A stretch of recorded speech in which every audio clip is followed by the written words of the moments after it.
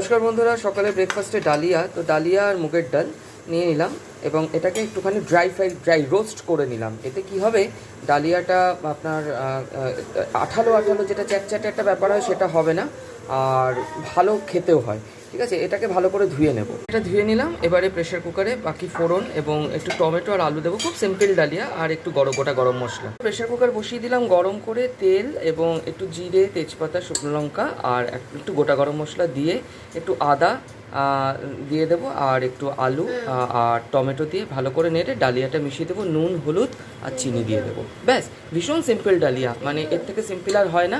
আর city দিয়ে নামিয়ে একটু ঘি দিয়ে দেবো, ব্যাস।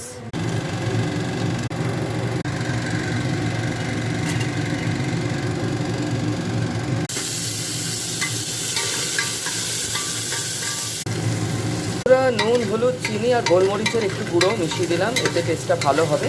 এরপরে জল ঢেলে এই ডালিয়াটা যেটা ধোয়া আছে, ডালিয়ার মুগ ডালটা, এটা ড্রাই রোস্ট করা ছিল, এইটা দিয়ে প্রেশার কুক করব। ভালো করে জল মিশিয়ে দিয়েছি, ডালিয়াটাও ঢেলে দিয়েছি। এবারে প্রেশার কুক করব। স্বাদের জন্য দুটো কাঁচা লঙ্কা দিয়ে দিলাম। এবারে নুন, হলুদ সব টেস্ট করে নিয়েছি। এবারে প্রেশার কুক করব। তো কি করব, হাই আছে 2টো সিটি, আর আঁচটা মিডিয়াম করে আরও 3টে সিটি।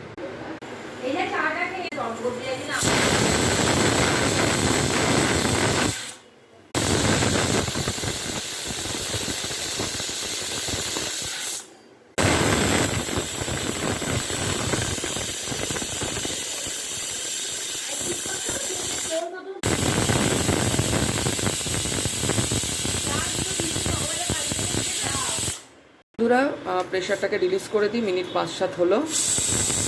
বন্ধুরা, প্রেশার রিলিজ করে দিয়েছি, খুব সুন্দর হয়েছে। আর এর সাথে যেটা করব, যে একটু ঘি দিয়ে দেবো।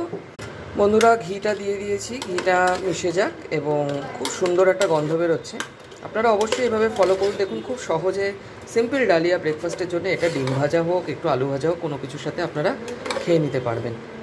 তো দেখুন, একদম সুন্দর কনসিস্টেন্সিটা এরকম। যারা একটু বেশি পাতলা পছন্দ করেন তারা একটু জল দিয়ে নেবেন, মানে যখন প্রেশার কুক করবেন তখনই একটু বেশি জল দিয়ে নেবেন।